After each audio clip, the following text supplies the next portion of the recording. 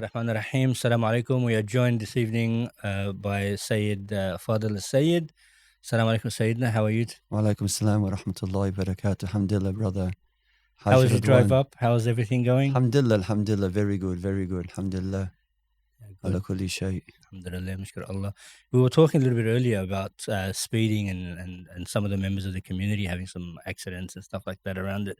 In terms of yourself, with your experiences in your life, how have you found, keeping a safer mindset around doing everyday activities and how that relates to religion? I mean, in common sense, not necessarily. I mean, obviously, we've got the legal aspects of it to stay within the limits of the law, of course, but around, keeping the safety and sanctity of what you're doing, fi sabilillah, so that you can concentrate your assets, resources, and efforts onto religious things or community things.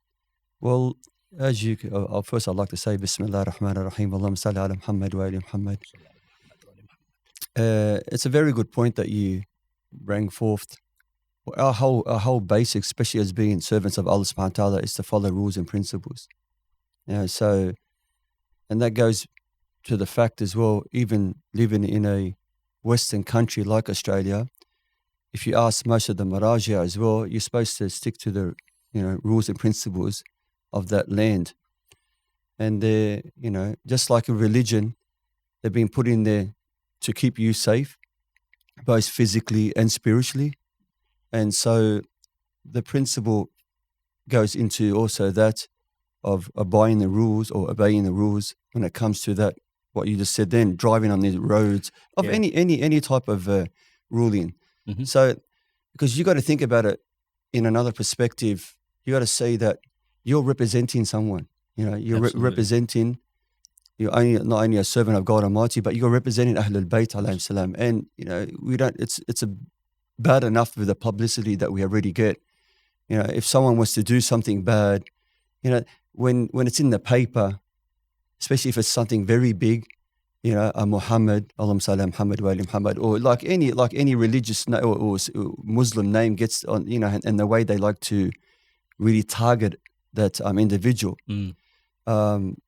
It's basically giving them ammunition to say, basically, look at these people, they're not law-abiding citizens, even though it's a bit of hypocritical factor, because when someone else does it, like a Westerner or Anglo-Saxon, it's probably not getting that much publicity. So we don't want to give them any ammunition. We want to be the best adornment in this in whatever principles we are in this life, in this world. And we're tested with everything. We're tested, those 5 or 10 minutes that that you're trying to gain by speeding, for instance. Leave 5 or 10 minutes earlier. So there's always these, using your hakal. That's why God gave you the hakal, for the intellect to come up with a better way of keeping yourself safe.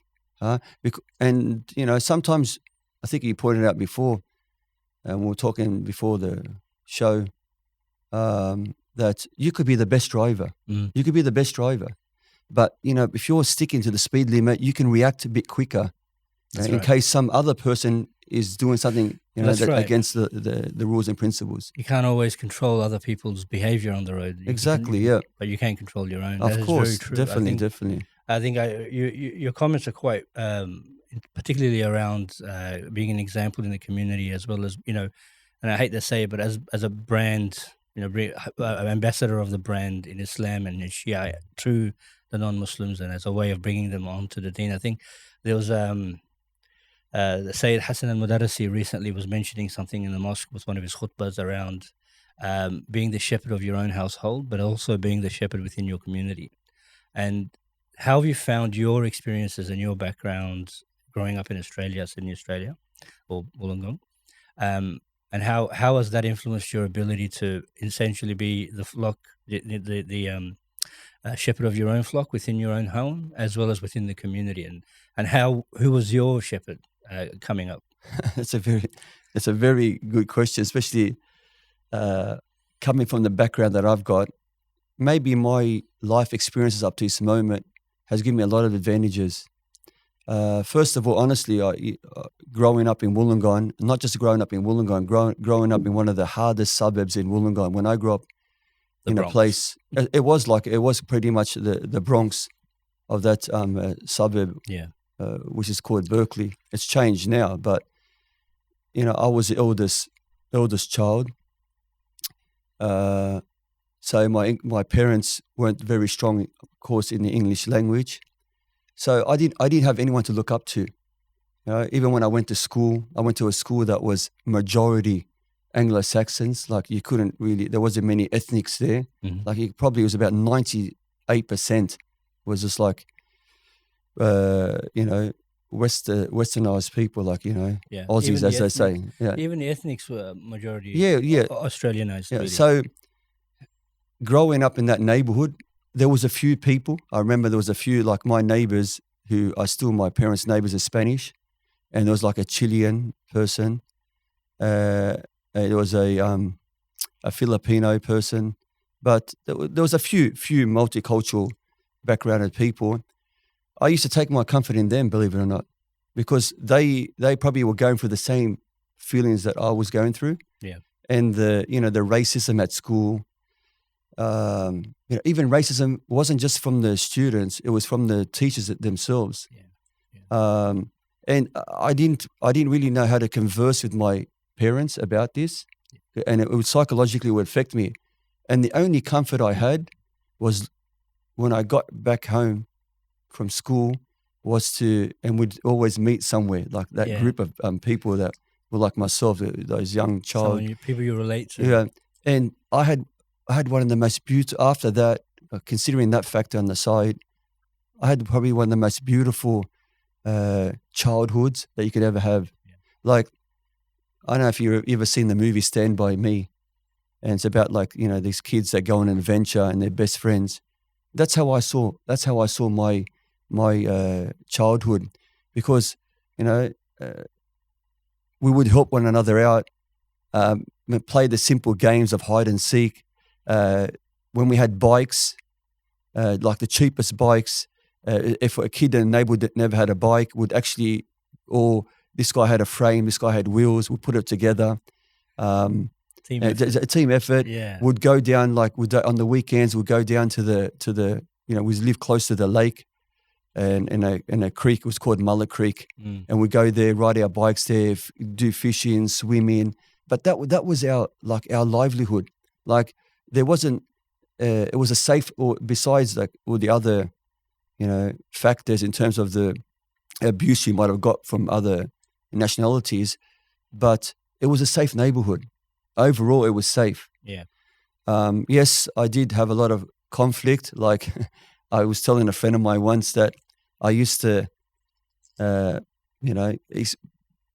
back. I used to actually have like a diary to see who wanted to fight me, and I would like, it was like, Fadel, this person wanted to fight you. Okay, I can book him in Tuesday because I've got another person on Wednesday. Like, this is how it was. Like, and this actually made me stronger. Yeah. Stronger. And these people, sometimes you'd win a fight, sometimes you'd lose a fight. And I'm not promoting violence, of course, but these people, believe it or not, later on, these Aussies, they became my best friends. Yeah. Because I showed that, subhanAllah, maybe I didn't really know what I had within me. Maybe that, that wali was there to give me that strength, because Allah was building you up. I never came from a religious background. Yeah. Honestly, let's be truthful.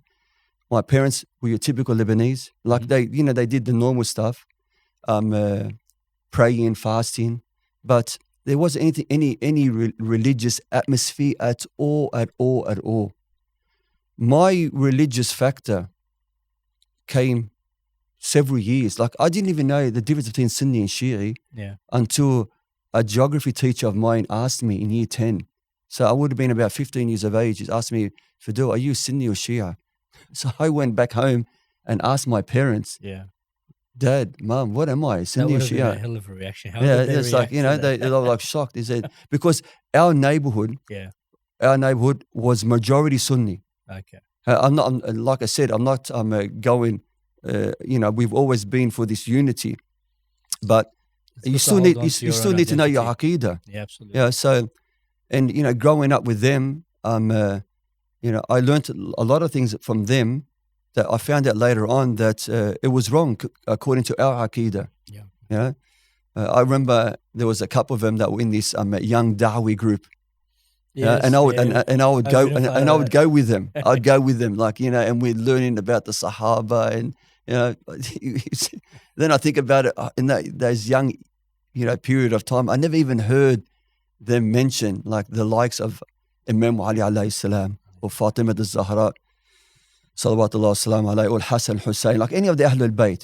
It was always their side. Yeah, yeah. So it was just a transition. And even my friends, when I grew up, none of them were actually my true friends. None of them were Arabs. None of them. I had Spanish, Italian, Greek. They were my even my best friend was Italian. So, even though they respected me like in terms of eating of the halal food and that. Yeah. And of course, whenever they would drink alcohol, they made sure I wasn't present. So they did respect that point. But then, I used to go out with them, and I felt this emptiness. I felt this emptiness inside of me. And it was until I said to my dad, I wanted to get married. I wanted to get married because I didn't I had started at Blue Scope Still. I'd started at Blue Scope Still at the age of about 21. And of course, I was still studying electrical engineering. And then I just wanted to get married and settle down. Like something just told me there was this emptiness within me. So after, of course, the story is much bigger, but I'm just trying to cut to the main point. Yeah. The factor that really changed me is that once I got married, I had a responsibility. Then I decided I remember I still had a mortgage, and all of a sudden I thought, you know what? I want to go Hajj. When I said those words in front of my parents, they flipped it because the mentality, you just got married, you've got a debt. Yeah. I said to them, I need this trip. Something inside of me told me I need this trip. Yeah. My parents didn't actually believe me, even to a week before I flew out. They didn't believe that I was going to fly out to Hajj. So I went to Hajj, and alhamdulillah, I went to Hajj. That was in 1999, my first Hajj trip. And during the Hajj trip, I met certain people from the Sydney area that were associated with, with the one particular person was Hajj Mufid. MashaAllah. Yeah. And he saw that I was in need like of this guidance. So through the whole, and back then Hajj wasn't it wasn't like a quick trip. No, yeah. We spent just in Medina 2 weeks. Wow. Basically it was nearly a month trip. Yeah. They really took their time with it. Yeah, and he took me under his wing. Because you not only had to perform the pilgrimage itself on its own, you also had to learn the fundamentals of how to do it. Yeah, I knew nothing. I knew nothing. Yeah. It was like a ground up build, basically. Basically, it was like a child, like getting that nourishment. Nourishment from their mother. Yeah, that's how I was exactly with everything to do with the religion. Like even I reckon, I learned the wudu. You knew the components existed. Nothing you just at all. Didn't know what the underpinnings of those components were. Exactly. Yeah. So. That trip was that was a game changer. That was a game changer, and I don't think, subhanAllah, sometimes I try not to get emotional about it, but I don't think there's no coincidence. No, absolutely. I relate everything back to that trip because my life completely changed from that trip. The people I met, and when I came back to Australia, Hajj Mufid invited me to his house, or to his father's house. And Sheikh Fahd Allah yarhamu, and he saw that I needed this help, and he took me again under his wing, and he gave me the light and inspiration, and through that, I started to meet a lot of influential peoples, like the Dr. Mudarrisi family, the Qazwini family, Allah yarhamu Hajj Abdullah Al-Kadhimi. mashallah. I started to meet people that I was just then, and they were just an enlightenment. Yeah. Enlightenment. And I just kept going, and they kept feeding me, and I was just like this empty tank And that wanted more and more and more. And I would make trips up and down to Sydney 2-3 times a week because I still didn't have this big responsibility. yeah, So family, household. household. Yeah. So And you had to pass on that knowledge onto the family as you were getting it. so I did, because Yeah. look, my wife also didn't come from a religious family. So whatever I got or whatever I absorbed, I tried to pass it on to them, and alhamdulillah, I did pass it on to them. And did you see a change in their character or their everyday behavior as you began to explore and give them more in-depth knowledge of the day-to-day practical Yeah, applicability of Islam? Because we all know Islam is a religion of action, right? So it's not just as the Sayyid Hassan al-Darsi was saying today in the khutbah, it's not just the dua, but you've also got to take action to help your community and help people in need, etc. So how did you find, as you were, because you would have had a certain level of excitement on a day-to-day basis as you were exploring and discovering different aspects of the religion, how did you find their reaction to you, both your, I'll say it sort of, at a high level, but your journey to enlightenment, and obviously we're always on that journey, we never quite arrive, but also for them, starting their journey, how did they sort of react to that as a family? yes, it was very hard. Yeah. It was very hard. Sometimes they felt like I was moving too quick. So because you would have had a certain level of energy driving you at that point. Because I mean, if we could explore just the younger years for a second, there, because what it sounded like to me was Allah Subhanahu wa Taala was arming you as you were on that journey through the fighting and through the building your resilience and building your capacity to explore both what is the original intent of what's going on, a fight, and then moving beyond that, as you said, to friendship and building that forward and giving you that ability to understand where someone is coming from. I mean, this is from my understanding of what you've explored there in terms of your backstory. But yeah, it sounds like you've come fully armed, prepared, and aware. Because most people aren't aware of what they don't know. Like they don't know they're missing something in their life. But it sounds like for you, you've always been on that search, that hunt for something to fulfill that void within you, and you found it within the religion, mashallah. How did you find that influencing your family as you were, because obviously that would have built a certain level of resilience within you? Did you want to pass that on to them? Did you want to build them up in that similar way? Because I know they were finding it, as you said, difficult at the start. Yeah, of course you'd want to, because like anything, you as a human being, there's a big difference between being a human being. As a human being that cares for for others, I wanted them to feel what I was feeling. So the way I you can say I approached it, I wasn't very and that's probably more Islamic in terms of the approach of it. I wasn't very forceful. Yeah, it was like spoon feeding them, like slowly. Mm-hmm. Whatever I learned, I would like to come and convey it onto them.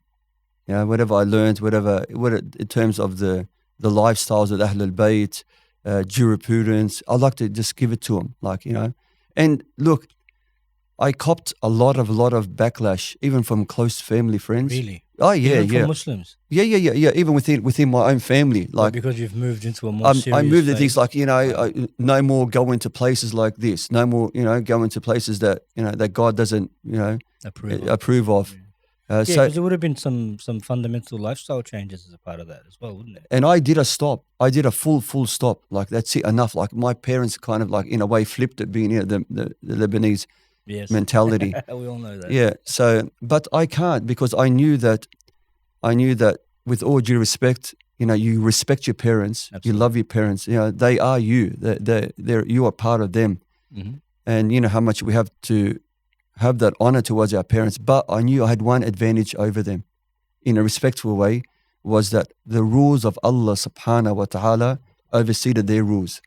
Huh? If they were pushing me to do something that was against what God Almighty has ordained and is pleased with, I had the right, of course, in an akhlaq way, in a good manner way, to say to my parents, please, with this bit here, I don't agree with you. And how were they, were they mindful of the fact that you were on that journey, or was it a different reaction you weren't expecting? No, they knew I was going to it through this, religious, you can say, transformation, but they never knew I was going to go up and become a speaker, for instance. So that's I didn't even know I was going to become a speaker. It was something I actually didn't.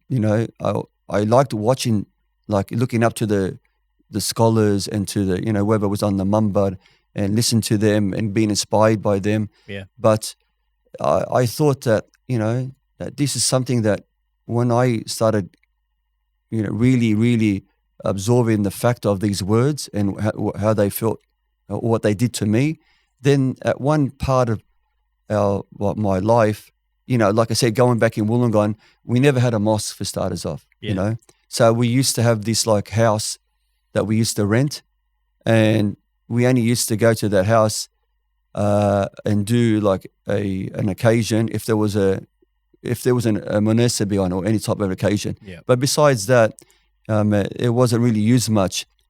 There was a committee in Wollongong, that was made up of several people, and they had bought a house. MashaAllah. Bought this little old house, and we used to use that. We used to use that as a place of worship. And look, Wollongong has always been neglected. Always. Because the community wasn't big there. It wasn't a big community. It was always like begging people to come to Wollongong to give us some type of even like speech. Yeah. So that was to do with the Arabic. When it came to that of the youth, I don't know. I was told by those later on, like by some of the scholars that I look up to, like Sayyid Hadi Mudarrisi, like the Mudarrisi family, even Ali Hamid Sheikh Fahad, and like other people. They said to me, "Why don't you?" Because I used to tell them about the situation in Wollongong and how there's a lot of youth like me there. They said to me, "Why don't you go and start talking?" I said, "What I know about? I'm still a beginner." Yeah. So they go, "No, just stick with the basics. Whatever you learn, give it to them, and start. Step by step." Yeah. So even then, my Arabic wasn't that good. So I would sit for hours and hours and sit and listen to speeches, but because I couldn't listen to someone that is really like in terms of his Arabic grammar very you could say heavy and formal. So subhanallah, I came across Ali Sayyid Muhammad Rida Shirazi. How he speaks very slow. Yeah.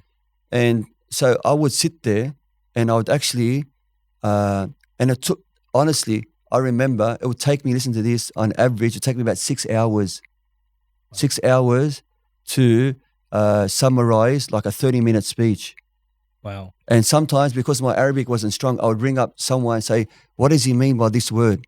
And I listen to what he says, and they'll say, "Okay," so I'll write it down. But that was also helped me improve my Arabic. So that's what I started off by, listening to these speeches and then translating them to English. It was almost like a community need that then you felt that you could fill that gap in some way, and I think that's an amazing thing to do. Honestly, Sayyidina, I think that's you've talk about Sadaqah Jariyah and stuff like that. I think you've doing that within the space of within Wollongong and building that community up. At the moment, I mean, you're an international speaker, mashallah. You're traveling overseas speaking, and you've definitely raised the profile of the community down there quite a bit through your actions. How has that influenced your parents' reactions and your broader relatives and friends around within Wollongong? How has that your ability to do that influenced them? Yeah, well, it took me, like I said, for many years. I just gave these English speeches. So you were doing direct Arabic to English and then presenting that directly as an English And speech. as English speech. That's a great way to connect with the youth over Yeah. there. Because they would have had the similar, I would imagine, linguistic limitations you had. Yeah, of course. Yeah, definitely. And I remember, I used to write everything down on a pad, and take this pad with me. And I've actually kept some of the old stuff, and I thought to myself, wow, like, it sounds very basic, but they're just memories of how I started off. And then go there, and I would try to influence other parents to bring their kids to the mosque. How hard was that? It was very hard, very hard. It's even up to now, it's still very hard. Yeah, very hard. It's surprisingly difficult. It is, and there's always different underlying factors. Certain families don't get along with certain families, certain aspects, from the back in the old village, they bring it over, etc. And I think families at the moment, have always, I don't think they fully understand the impact that may have on the youth, because they're growing up. I grew up similar to you, very sort of limited in terms of our exposure to a religious community. I didn't have one since up until maybe 3 or 4 years ago. And so I think it quite resonates heavily with me, your backstory and your upbringing with that.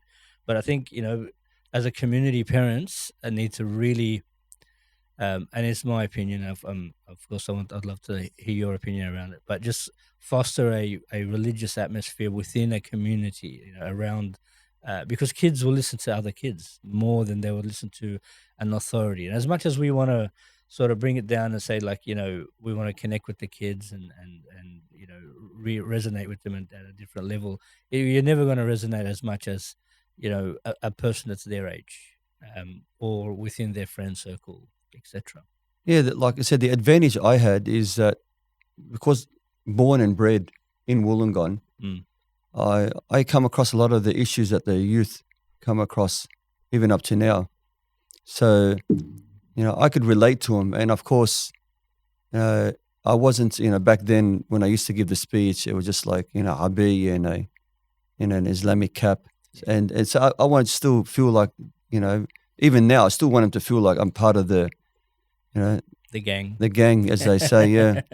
But I try to show that, or try to bring that that type of thinking that, even though I'm moving in this direction, I'm still one of you. I know what you're going through, even the battle that you go on an everyday basis out there in society.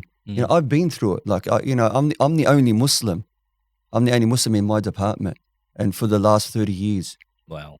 So if you want to go see trials, come and ask me about how it was, and how, I can't eat this, I can't shake the hands of this, I can't, praying, trying to pray in an industry, that they're not used to it. Yeah, you're not used to it. So, but this is all challenges. This is all challenges that you got to face, to say, who do you want to please? I always tell them, at the end of the day, who do you want to please? You want to please Allah subhanahu wa ta'ala, Ahl al-Bayt, or do you want to please these people that are like you, that are not going to be of any benefit to you, especially in the hereafter?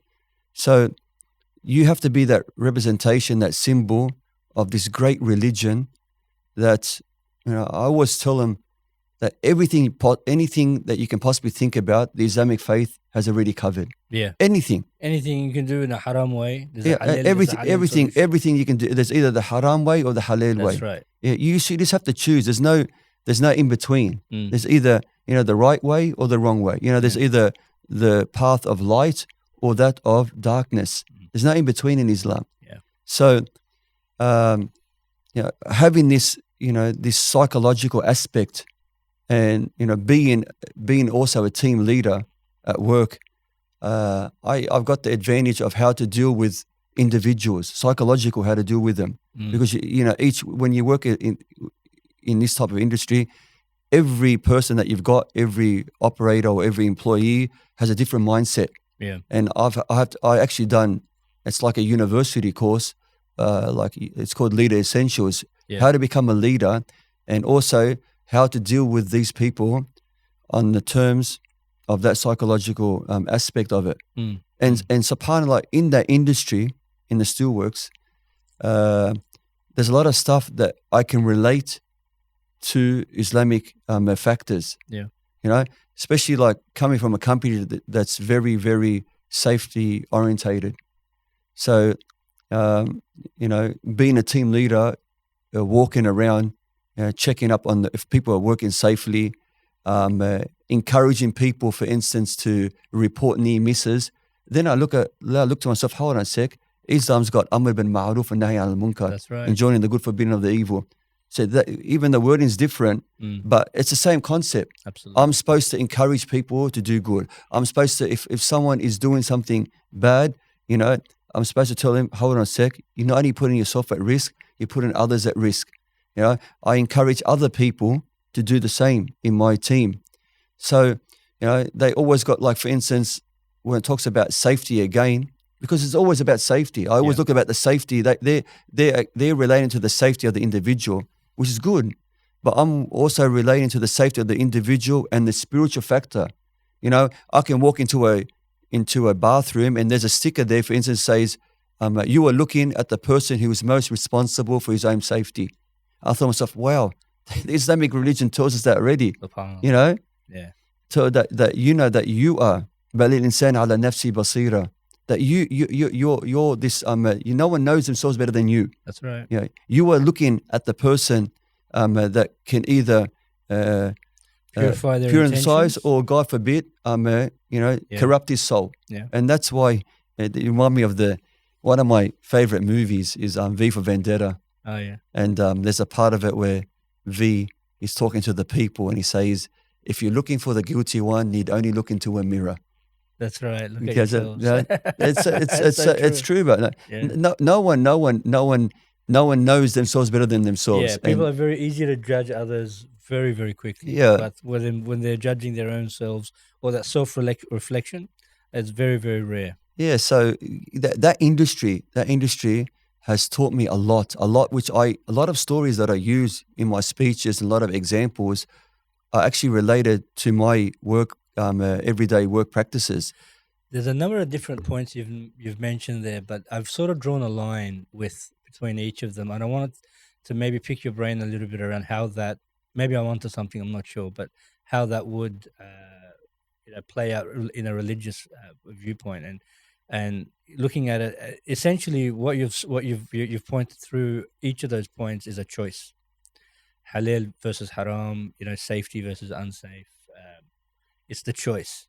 In between that, in some cases you have a choice, in other cases, you make the choice and then whatever happens afterwards happens. But Islamically and from a scholarly viewpoint, how do you make that choice an easier choice or a clearer choice? Say you've got a circumstance that's a bit foggy or unclear, because I was having a conversation this morning with a younger brother.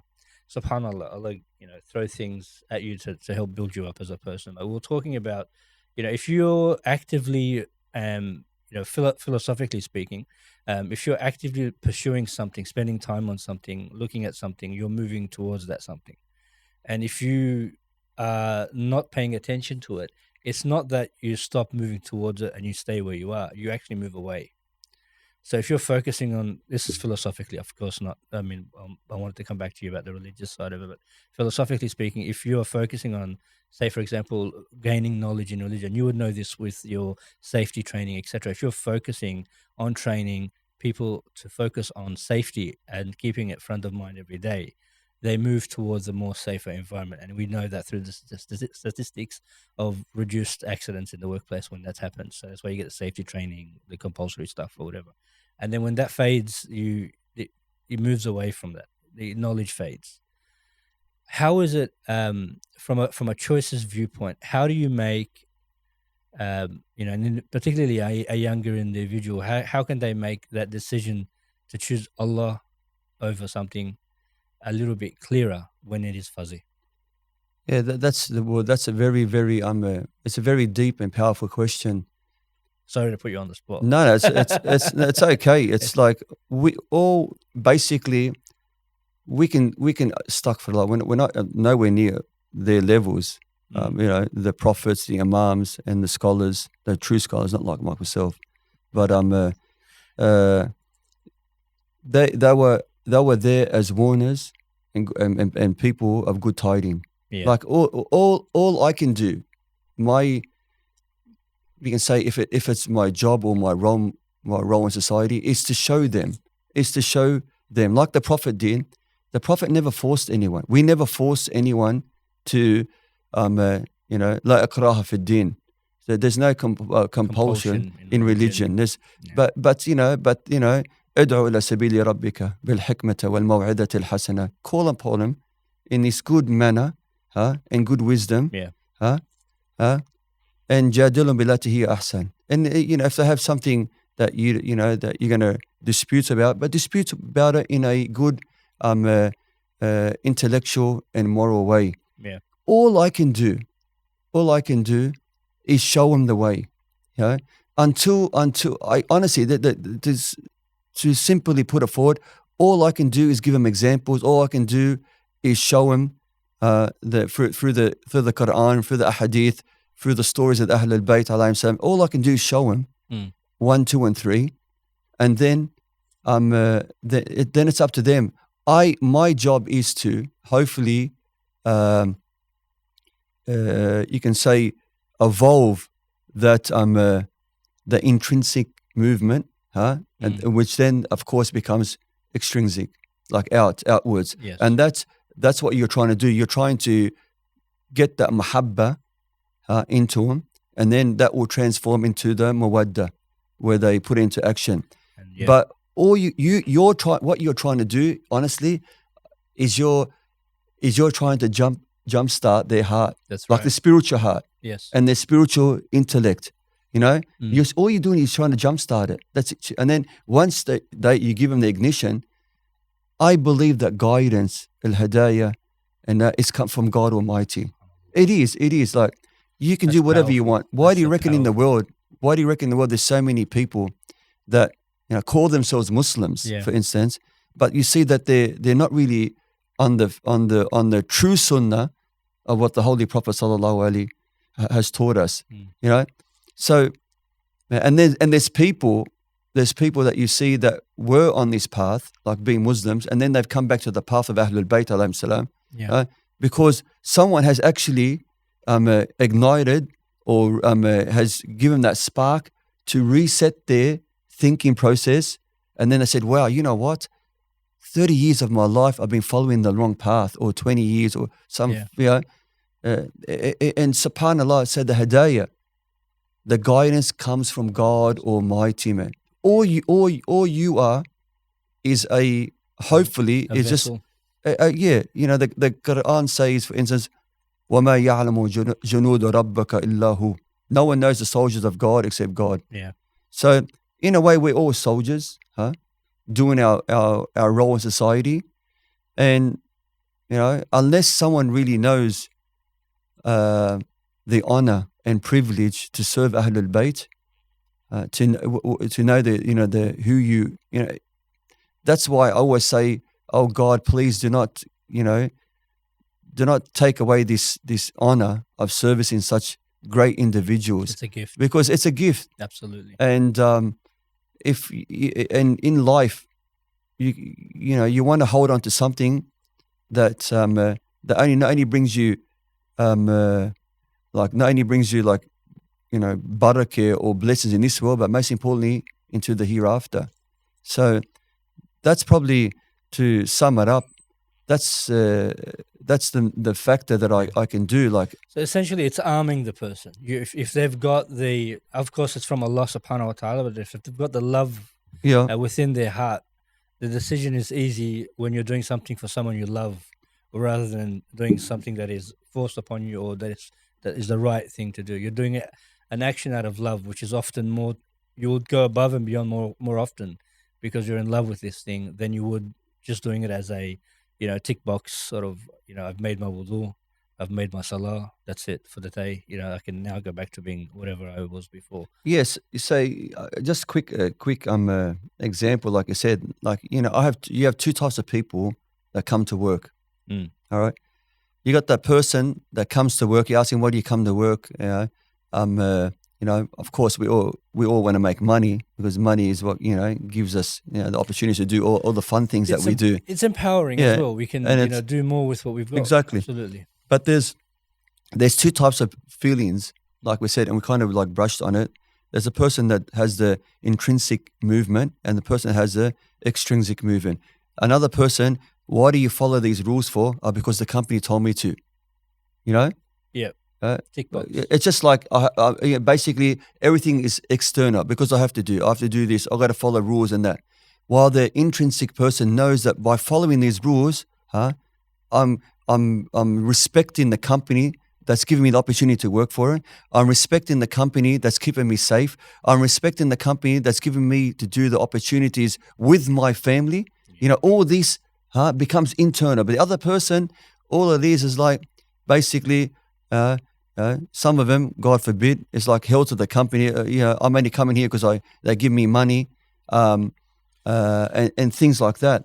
But that's and same thing as we're actually working for the great company of Allah Subhanahu wa Taala. So He gives us so much blessings every day.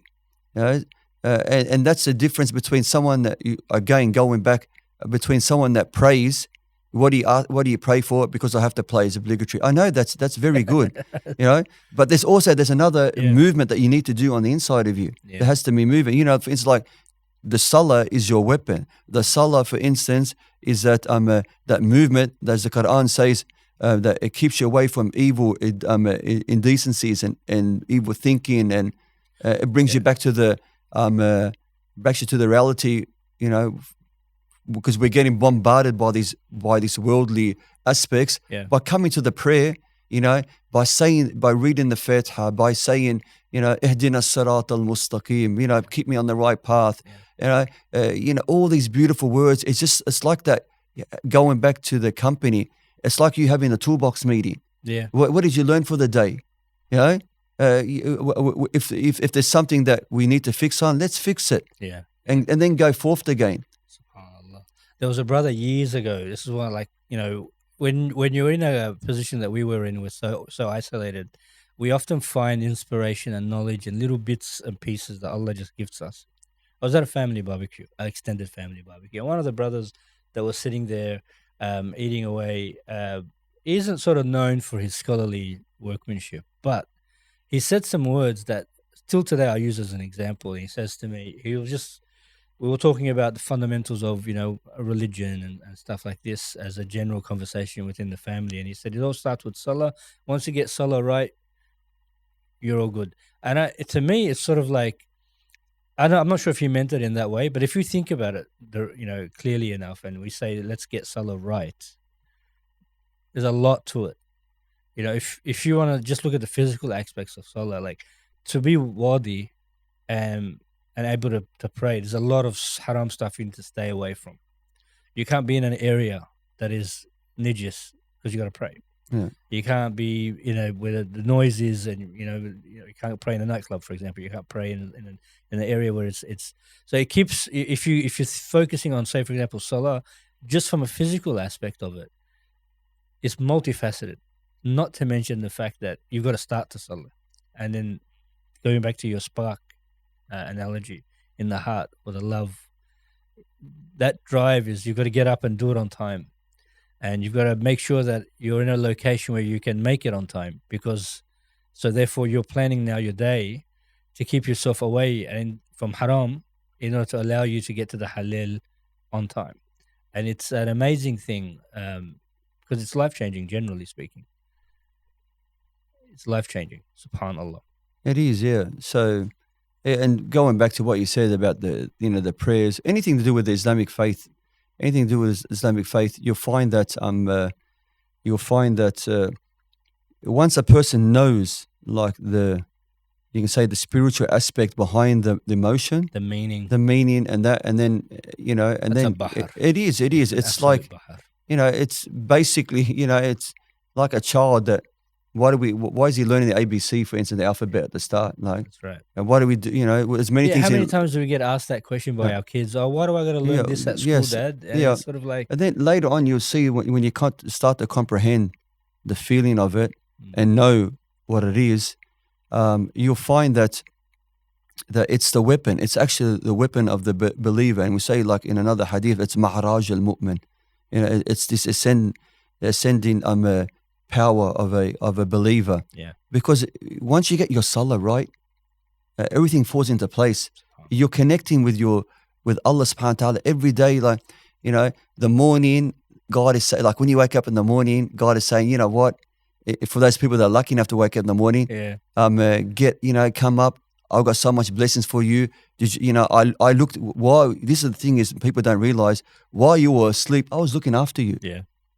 I was looking after you. I was making sure that your body functions with whether you were conscious of it or not. I was making sure that your heart was beating, like all the other internal organs were operating properly. Yeah. I was making sure that you didn't choke on your saliva. Waking up in the morning and the narrations of waking up to say basically, this comfort zone now, get away. I'm going to go and thank the Almighty Allah subhanahu wa ta'ala for giving me the opportunity to have another day on this earth and another opportunity to hopefully do deeds in which to please Him. And then you go through the day, of course, and then Salat al-Dhuhr comes in, and then it's like God saying to you, like physically tapping you on the thing, going, I know that, you've had a hard day. Come back to me, and I'm, converse with me. Because that's what I'm doing. I'm conversing. Absolutely. I'm conversing. And how often do we do in our daily lives, and in the work day, you and I both would have experienced this. You're going through something extremely, I would have perceived to be stressful and whatever, and you just get caught up in this fog in your brain on the spot throughout the morning. And then Dhuhr comes and you say, okay, khalas, I want to come back and I'm just going to go and pray and come back. And you go and you put the water on you and you make wudu and you go and you pray and you come back and suddenly it's not a big deal anymore. It's easily solved. It is subhanAllah, because that's what when God says, when you know what's in with, like, again, God hasn't got hands, but God has said metaphorically, if you know what is with me, is greater than what is in the hands of Bani Adam, then everything's going to be looked after. So even when I come at the end of the day and I pray Salat al-Maghrib and Asha, God's saying to me, you know what, that wasn't so bad, was it? That's right. You went through it. Good on you. Like, you made it. You made it. Yeah. Come and converse with me. Let me know. Maybe, God forbid, I've done something wrong. This is the time for you to do istighfar, repentance, dua, ask for what you need. That's what we say. And again, it's this remembrance and the dhikr. That's why the most powerful weapon of a believer is the remembrance of Allah subhanahu wa ta'ala. Always to be remember Him in every action that you do. Like, to know that feeling, that connection with the remembrance of God Almighty is because, I said, Salah is probably prescribed, like I said, to certain intervals of the day. But even higher is dhikr, remembrance of God Almighty. Right. It's continuously, it's every single second, every part of your life to remember that who you are. To know that you're a slave of Allah subhanahu wa ta'ala is an honor. Absolutely. It's an honor. Your beloved Prophet, before we introduce him as the Prophet, we call him a slave first. Every time the word the abd is used, God is saying, abdi, my slave, Yeah. So to know that how much honor you have is of great significance in your well-being. Yeah. I honestly feel sorry. I actually feel sorry for people that don't have this. They don't have this connection with Allah subhanahu wa ta'ala. They're in this world where they're just getting swayed as pretty much they're like sheep. And the shepherd that they're actually following is probably the wrong person. And sometimes the shepherd could be even their own passions and desires. Yes. Instead of being the intellect. So, Absolutely. I think, there's a lot deeper way of going into that. Even like the ability for you to wake up for Salah is a gift from Allah that He's giving you, that I'm allowing you to pray. Because you know how sometimes people think, "Oh, I'm too lazy to go and pray," and they think they're making the decision on their own, when in fact Allah has taken away. I mean, that's my sort of No, we have actually narrations. yeah.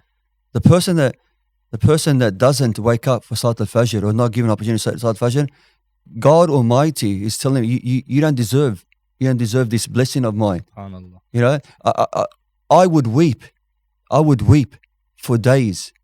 Huh? Mm. I don't want to jinx myself, but I would weep for days if I did not wake up for Salat al-Fajr. Yeah. Other people take it for bad luck. Habibi, you just missed out on the greatest opportunity. We have, the narrations that we got, your rizq, your sustenance, your blessings are all written in that period, in the morning period. Yeah. You're conversing with Allah subhanahu wa ta'ala.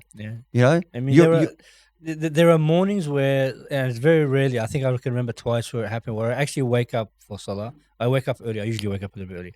And then I say, for example, I'll go make a coffee and then I'll come and do the Salah. And I get caught up in the day. I totally forget.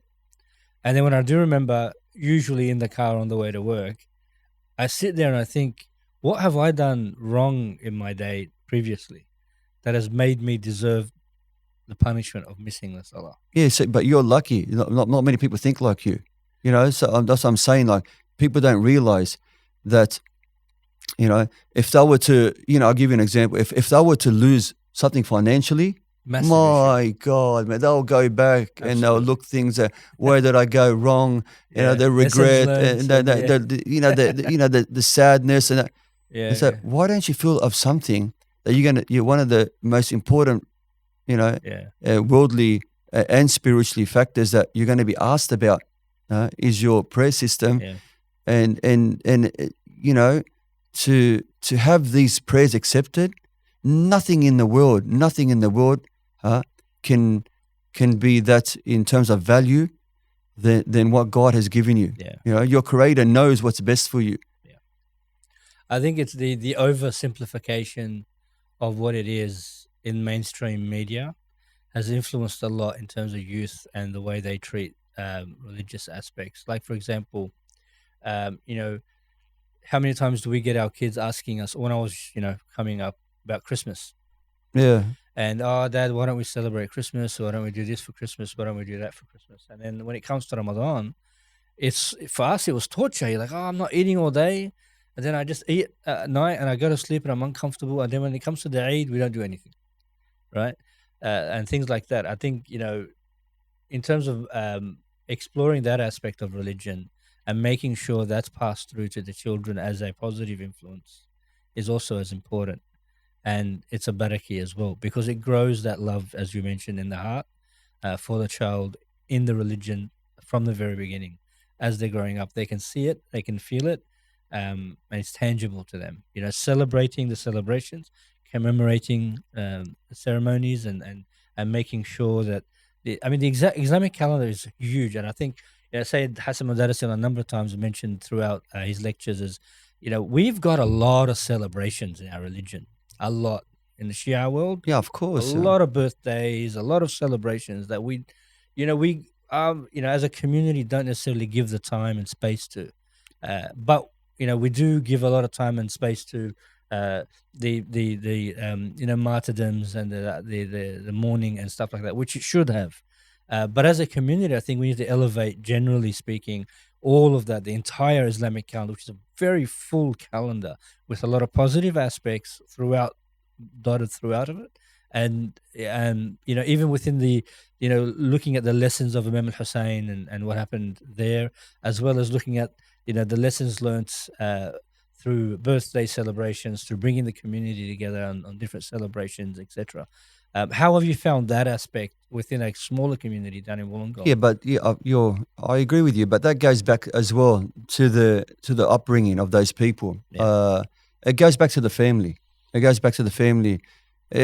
very unfortunate what you said is that the Christians or any other faith that might have like several main days in the year. Well, they're not even religious anymore, right? No, they're not. It's just commercialized at the moment. Well, even like I said, when someone dies, they don't even say rest in peace anymore, or ashes to ashes, dust to dust. It's see you later, pretty much, or and this is burn them up and throw them away in some ash.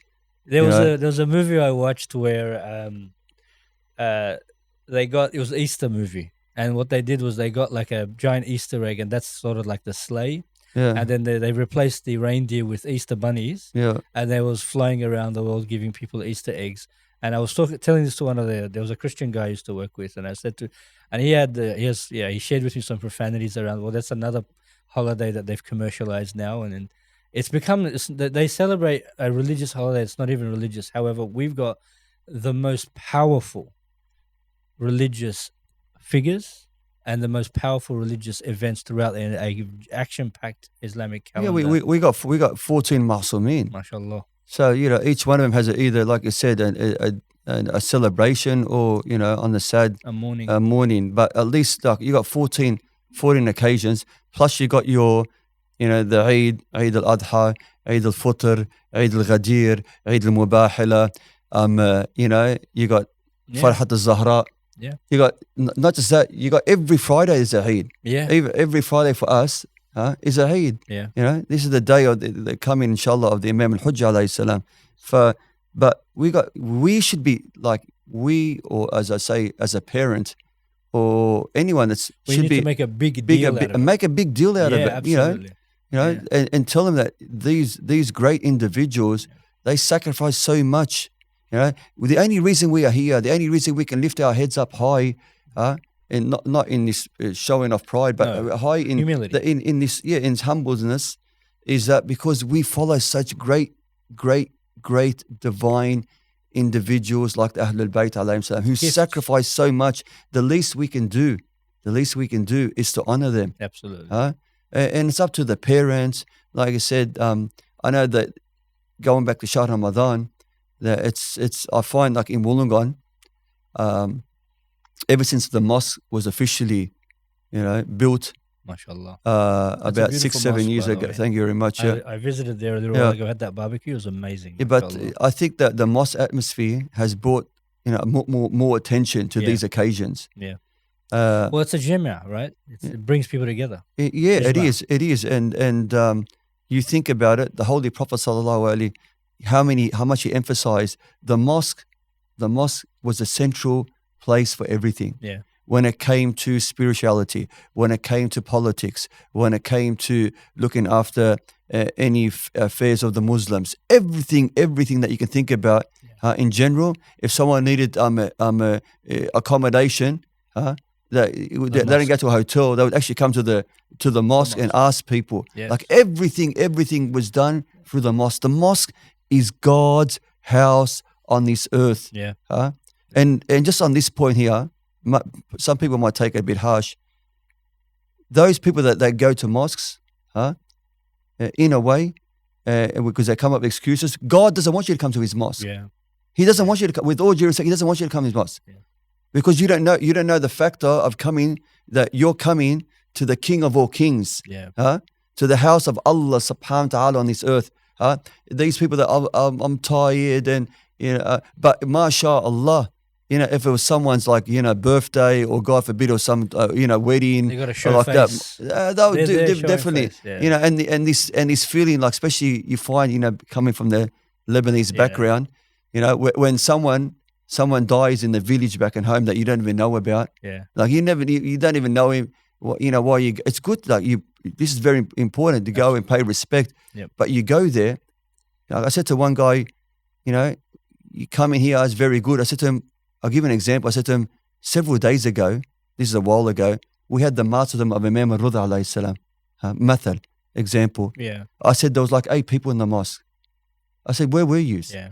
With all due respect to that man that died in the village, is he going to be an intercession for you on the day of judgment? Is he going to be an intercession for you in your grave? Yeah. But you call yourself a Mawali. You call yourself a lover of Ahlul Bayt. Yes. The least you can do, is when you're sitting there and I know that's the nafs. That's why we always talk about jihad and nafs. Yeah. I'm tired. I'm saying, Habibi, the best thing is to step on your nafs and say, you know what? That Imam deserves me to go there and sit what it is for a short lecture, a short remembrance, to get a maw'idah, get some type of lesson that I can implement in my daily lives. Yeah. Without the Quran, without the knowledge of Ahlul Bayt, what are we? Nothing. What are we? Nothing. We're Jesus. We're like dead corpses walking on this earth. Yeah. We look human, but we're not human. Yeah. I think there's a number of different scholars that have mentioned around, you know, purifying the intention. I think we had within our mosque and obviously with our leader, Sayyid Hassan Mudarrisi, I keep using him as an example, but it is what it is. You're gonna get. I don't know how much he's paid you, man. I know. I'm high rolling. I'm definitely. I'm going to get a large cappuccino. Well, I want to be. We want a bit of the cut now as well, man.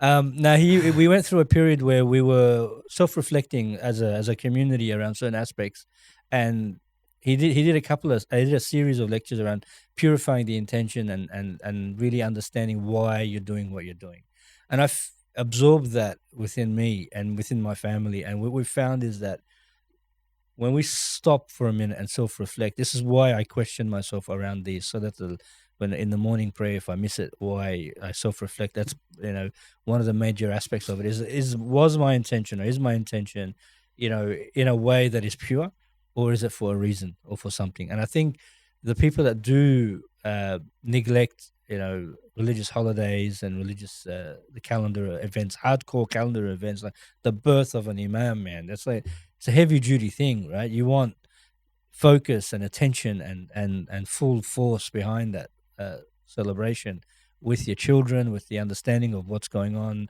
Great opportunity to impart knowledge of that person's life, key aspects of knowledge, growing that the love for them.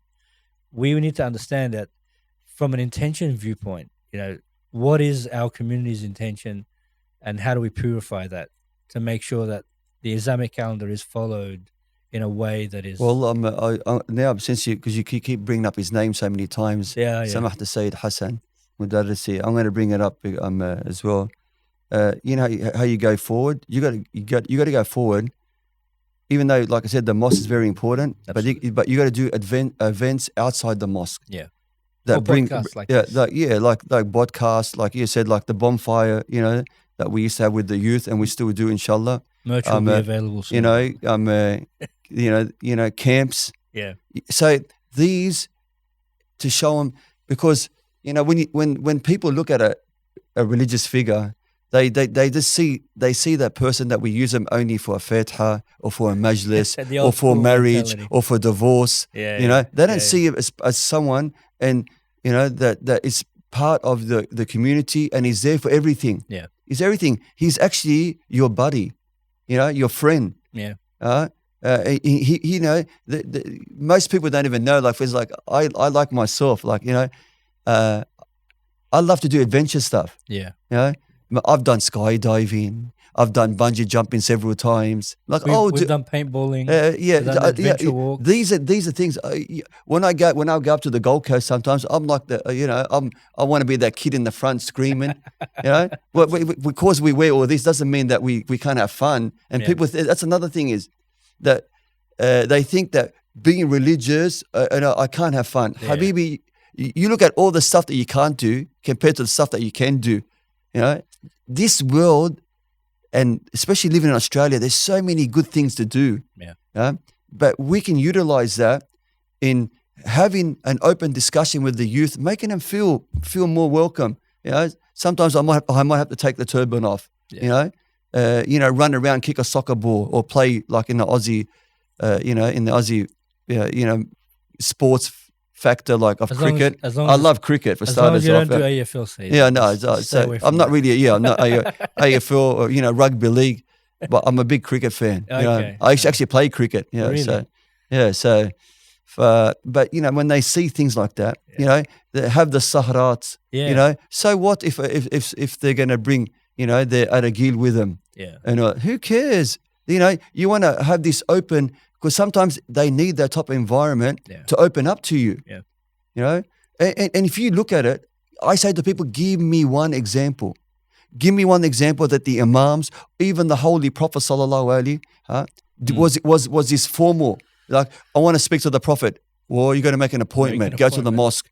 It doesn't. No, you know? That's right. In fact, people used to go in and say, they ask for the Prophet, and they go, "Oh, that's him over there." What do you mean, that normal person that's just walking? The surprise. Yeah, he's not sitting on a throne. You know, the Imams, they would work. You know, do things because when Imam Ali alayhi salam tells Malik al-Ashtar, when he sends him to Egypt, it's unfortunate he didn't reach there because he was martyred.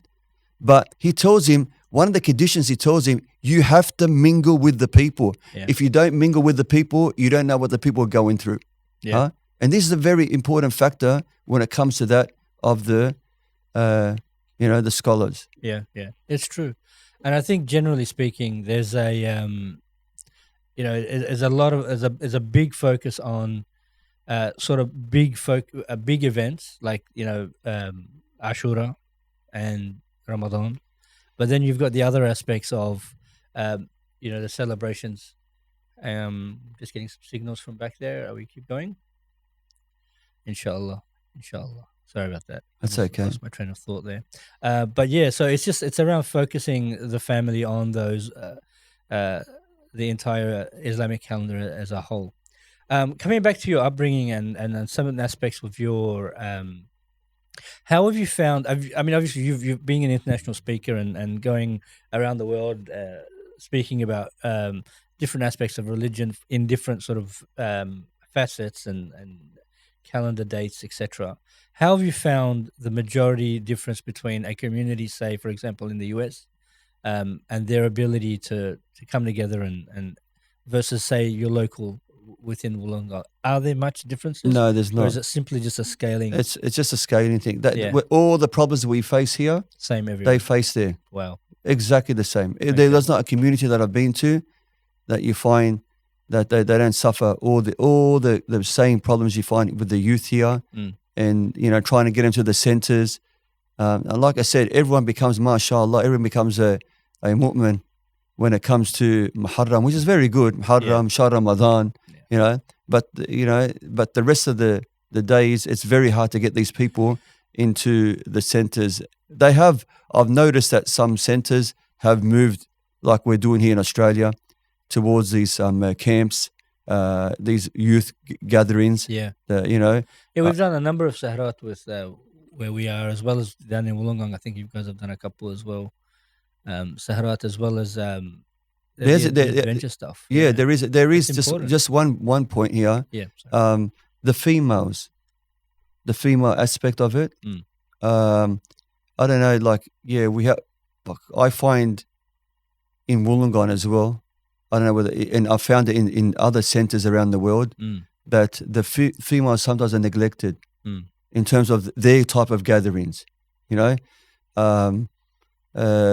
So unless we have some type of lady or young female that's kind of like motivated to be also a lady motivator in terms of religious activities. We need a lot of them as well. Absolutely. Because we unfortunately, we've always kind of like separated too much in terms of concentrating sometimes on the males, and neglecting the females. Like you look at sometimes the way.